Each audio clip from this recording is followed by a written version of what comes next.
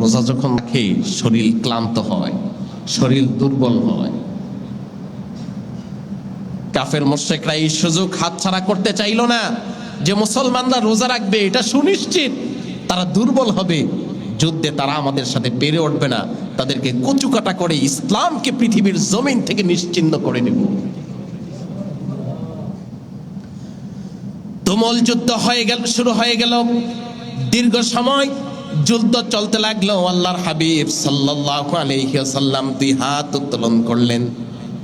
হযরত আবু বকর সিদ্দিক রাদিয়াল্লাহু তাআলা আনহু তিনি বলেন, আল্লাহর হাবিব এত বেশি হাতকে উঁচু করতে লাগলেন যে আমি আমার নিজ চোখে আল্লাহর হাবিবের বগল দেখেছি, আর আমি দেখলাম তার বগল মোবারক থেকে নূর বের হচ্ছে। আর এইভাবে দুইটা হাত উঁচু করে এমন ভাবে আল্লাহর কাছে কান্নাকাটি শুরু করছে। হযরত আবু বকর আল্লাহর হাবিবের দুই হাত ধরলেন, দুই হাত ধরে বললেন, ইয়া রাসূলুল্লাহ, ইয়া হাবিবাল্লাহ, আমার বিশ্বাস আপনার দোয়া আল্লাহর দরবারে মাকবুল হয়ে গেছে, আপনি আর উপরে উঠায়েন না, আপনার কান্না এতটুকুই যথেষ্ট, আর লাগবে না, আমাদের যথেষ্ট হয়ে গেছে। আমার মন বলছে যে আজকে ৩১৩ জন সাহাবী হাজার কাফেরের মোকাবেলায় বিজয়ী বেশে মদিনাতুল মুনাওয়ারায় ফিরবে ইনশাআল্লাহ। Sunnah of Madina, the Islamic YouTube channel.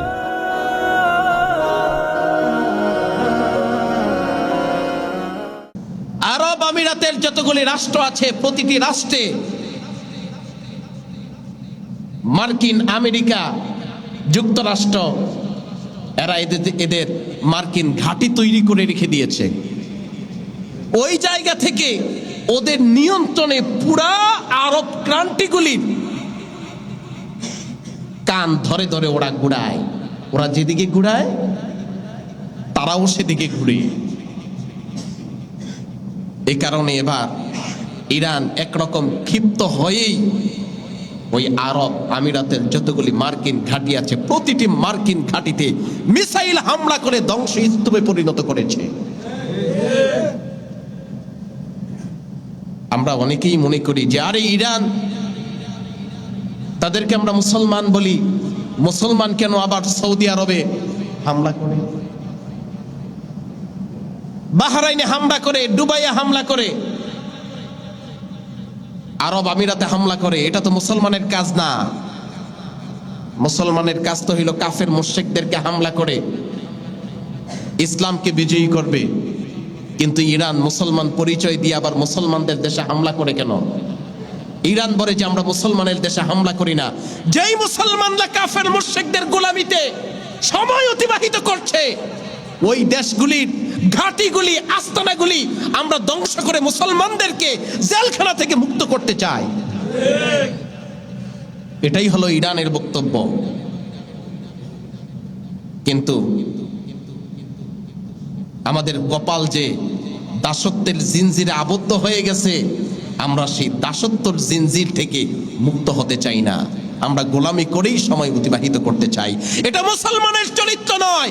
মুসলমানরা কখনো মানুষের গোলামি করে না। মুসলমানরা গোলামি করে একমাত্র আল্লাহ। মুসলমানরা তাদের ইতিহাস ভুলে গেছে। আজকে 16ই রমজান, আগামীকাল 17ই রমজান। 17ই রমজান মানে বদর দিবস। ইসলামের প্রথম যুদ্ধ সংগঠিত হয়েছে মাহে রমাদানের 17ই রমজান, যেখানে মুসলমানের সংখ্যা ছিল মাত্র 313 জন, আর সেখানে কাফের মুশরিকদের সংখ্যা ছিল 1000-এর উপরে।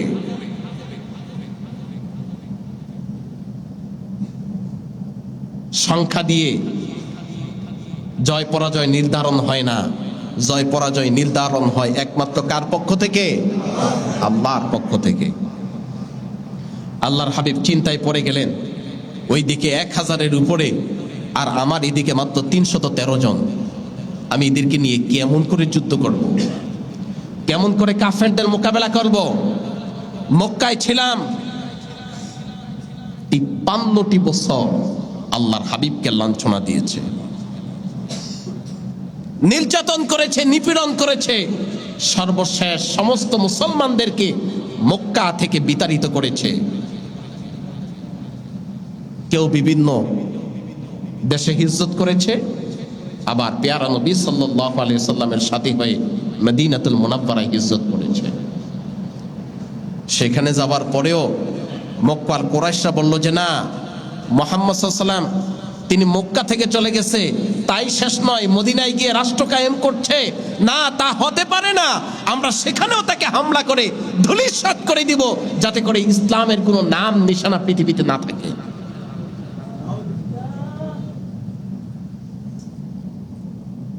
মক্কার বড় বড় লিডার আবু জাহেল, উতবা, সাইবা, মুগিরা, আরো বড় বড় লিডাররা 1000 বাহিনী নিয়ে রওনা হয়েছে মদিনার দিকে। আল্লাহর হাবিব সাল্লাল্লাহু আলাইহি ওয়াসাল্লাম মাত্র 313 জন সাহাবী নিয়ে মদিনা থেকে রওনা হয়েছে যুদ্ধের জন্য। আল্লাহর হাবিব বারবার বলে আর আকাশের দিকে তাকায়, ওরে মালিক, রহমতের নবী হিসাবে পৃথিবীর জমিনের মধ্যে এসেছি, যুদ্ধ করব, এটা তো আমি মুহাম্মদ সাল্লাল্লাহু আলাইহি ওয়াসাল্লামের কাজ না। যুদ্ধে ক্ষয়ক্ষতি হয়, মানুষের মৃত্যু হয়, হানাহানি হয়, কাটাকাটি হয়, কিন্তু আমি রহমতের নবী, কেমন করে আমি যুদ্ধ সংগঠিত করি? আল্লাহর পক্ষ থেকে কোরআনের আয়াত নাজিল হয়ে গেছে, না এখন আর সেই চিন্তা করার সময় নাই, এখন আর বসে থাকার সময় নাই। কেউ যদি আপনাকে আক্রমণ করতে আসে, ইসলামকে ধূলিসাৎ করতে আসে, তাহলে সমস্ত শক্তি দিয়ে ওই কাফের মুশরিকদেরকে প্রতিহত করা মুসলমানের দায়িত্ব। এই জন্য মুসলমানরা রওনা হয়েছে মদিনা থেকে। মদিনা থেকে 80 মাইল দক্ষিণ পশ্চিমে বদর প্রান্তর। তারা মক্কা থেকে মদিনায় বদরের কাছাকাছি চলে গেছে, কেউ ঘোড়ায়, কেউ উটে। কিন্তু মদিনা থেকে 130 কিলোমিটার দূর বদর। সেখানে মুহাম্মদ সাল্লাল্লাহু আলাইহি ওয়াসাল্লামের উম্মতরা যাবে, মুসলমানেরা যাবে, তাদের ঘোড়া নাই, ওট নাই। তাদের ওট আছে মাত্র 50টা, তাদের ঘোড়া আছে মাত্র 2টা।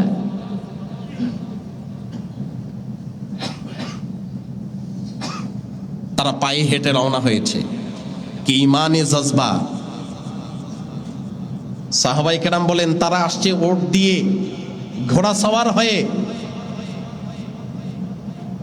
তাদের পায়ে শক্তি নাই, হেঁটে আসার ক্ষমতা নাই, কিন্তু আমাদের ঘোড়া নাই, ওট নাই, সওয়ারি নাই, আমাদের পায়ে আল্লাহর কুদরতি শক্তি আছে। মদিনাতুল মুনাওয়ারা থেকে রওনা হয়ে 130 কিলোমিটার দক্ষিণ পশ্চিমে বদরের প্রান্তরে এসে মুহাম্মদ সাল্লাল্লাহু আলাইহি সাল্লাম হাজির। একদিক থেকে মুসলমান হাজির, অপর দিক থেকে কাফের মুশরিকরা হাজির। মুসলমানরা রোজাদার, রোজা যখন রাখে শরীর ক্লান্ত হয়, শরীর দুর্বল হয়। কাফের মুশরিকরা এই সুযোগ হাতছাড়া করতে চাইল না যে মুসলমানরা রোজা রাখবে, এটা সুনিশ্চিত তারা দুর্বল হবে, যুদ্ধে তারা আমাদের সাথে পেরে উঠবে না, তাদেরকে কচুকাটা করে ইসলামকে পৃথিবীর জমিন থেকে নিশ্চিহ্ন করে দেব। তুমুল যুদ্ধ শুরু হয়ে গেল। দীর্ঘ সময় যুদ্ধ চলতে লাগলো। আল্লাহর হাবিব সাল্লাল্লাহু আলাইহি ওয়াসাল্লাম 2 হাত উত্তোলন করলেন। হযরত আবু বকর সিদ্দিক রাদিয়াল্লাহু তাআলা আনহু তিনি বলেন, আল্লাহর হাবিব এত বেশি হাতকে উঁচু করতে লাগলেন যে আমি আমার নিজ চোখে আল্লাহর হাবিবের বগল দেখেছি, আর আমি দেখলাম তার বগল মোবারক থেকে নূর বের হচ্ছে। আর এইভাবে 2টা হাত উঁচু করে এমন ভাবে আল্লাহর কাছে কান্নাকাটি শুরু করছে। হযরত আবু বকর আল্লাহর হাবিবের 2 হাত ধরলেন, 2 হাত ধরে বললেন, ইয়া রাসূলুল্লাহ, ইয়া হাবিবাল্লাহ, আমার বিশ্বাস আপনার দোয়া আল্লাহর দরবারে মাকবুল হয়ে গেছে, আপনি হার আর উপরে উঠায়েন না, আপনার কান্না এতটুকুই যথেষ্ট, আর লাগবে না, আমাদের যথেষ্ট হয়ে গেছে। আমার মন বলছে যে আজকে 313 জন সাহাবী হাজার কাফেরের মোকাবেলায় বিজয়ী বেশে মদিনাতুল মুনাওয়ারায় ফিরবে ইনশাআল্লাহ। আল্লাহর হাবিব সাল্লাল্লাহু আলাইহি ওয়াসাল্লাম বারবার আল্লাহর কাছে দোয়া করতে লাগলেন আর বারবার বলতে লাগলেন, ও মালিক, 53টি বছর মক্কাতুল মুকাররমায় কষ্ট করে তোমার দ্বীনের দাওয়াত দিয়ে আমি মাত্র 313 জন মুসলমান বানাইছি। এই 313 জন মুসলমান নিয়ে আজকে বদরের প্রান্তরে এসেছি। কাফের মুশরিকরা হাজার হাজার সৈন্যবাহিনী নিয়ে এসেছে, আমার 313 জন মাত্র সাহাবী। আর এটা হলো ইসলামের প্রথম যুদ্ধ। যদি ইসলামের প্রথম যুদ্ধে মুসলমানরা হেরে যায়, তাহলে মক্কা থেকে যেমন করে বিতাড়িত হয়েছি, তাহলে মদিনা থেকেও তো তেমন করেই বিতাড়িত হব। মদিনা থেকে যেমন করে বিতাড়িত হব, তেমন করে সারা দুনিয়া থেকে তারা আমাদেরকে বিতাড়িত করে দুনিয়ার জমিনের মধ্যে তোমার দ্বীন ইসলাম বলতে আর কোনো কিছু রাখবে না। এবার তোমার ইচ্ছা, তুমি ইচ্ছা করলে আমাদেরকে বিজয়ী দিতে পারো, আবার ইচ্ছা করলে আমাদেরকে পরাজয় বরণ করাতে পারো। যদি তুমি ইচ্ছা করো আমাদেরকে বিজয়ী দেবা, তাতেও আমি মুহাম্মদ সাল্লাল্লাহু আলাইহি ওয়াসাল্লাম খুশি। আবার তুমি যদি ইচ্ছা করো আমাদেরকে পরাজয় বরণ করাবা, তাতেও আমার কোনো দুঃখ নাই। আল্লাহর হাবিব এই দোয়া করতে না করতেই আসমান থেকে ফেরেশতার ঢল নেমে আসছে। সুবহানাল্লাহ। বদর প্রান্তরের পাশেই একটা পাহাড় আছে, জাবালে মালাইকা। এটাকে বলা হয় জাবালে মালাইকা, ফেরেশতাদের পাহাড়। আরবে যত পাহাড় আছে সবগুলি পাহাড় পাথরের, কিন্তু বদরের পাশে জাবালে মালাইকা একটা পাহাড়, ওইটা বালু। মানুষ এখনো গিয়ে ওই বদরের প্রান্তরে দেখে সবাই দৌড়ায় যায় জাবালে মালাইকায়। পাথরের পাহাড়ে তো আর কষ্ট করে উঠতে পারে না, কিন্তু এই বালুর পাহাড়ে দৌড়ায় দৌড়ায় উঠে আর নামে, উঠে আর নামে। বলে, আরে এটা তো সেই পাহাড় যেই পাহাড়ে আল্লাহর রহমতের ফেরেশতারা নেমেছে। বদরের প্রান্তরে সাহাবায়ে কেরাম যুদ্ধ করছে, আর অপর দিক থেকে আল্লাহ রাব্বুল আলামিন 1000 ফেরেশতা নামায়া দিয়েছে জমিনে, যে যা বদরের প্রান্তরে যা। আমার নবীর উম্মতদেরকে একটু সহযোগিতা দে, উৎসাহ দে, তাদের ঈমানের তেজস্বী যেন বেড়ে যায়, তারা যেন যুদ্ধে বিজয়ী হতে পারে। সুবহানাল্লাহ, সুবহানাল্লাহ। এই বদরের প্রান্তরে সাহাবায়ে কেরাম এমন ভাবে যুদ্ধ করতে লাগলেন, কোন কোন বর্ণনায় এসেছে যে অনেক সময় দেখা গেছে যে বদরের প্রান্তরে অন্যান্য লোকগুলি কাফের মুশরিকরা দেখছে, পরিচয় নাই, চিনে না, কিন্তু এমন ভাবে বেশভূষা নিয়ে আসছে, এসেই সামনে দাঁড়াবার সাথে সাথে তারা ভূমিধস হয়ে গেছে। তারা শক্তি হারিয়ে ফেলছে, তাদের ঘাড়ে হাত রাখার সঙ্গে সঙ্গে হাত থেকে তরবারি পড়ে গেছে, তাদের সমস্ত শক্তি শেষ হয়ে গেছে, ঢলে পড়ছে জমিনের মধ্যে। সাহাবায়ে কেরাম ওগুলিকে ধরে ধরে বন্দী করছে। যুদ্ধ শেষ হয়ে গেল, কাফের মুশরিকরা পালায়া গেল।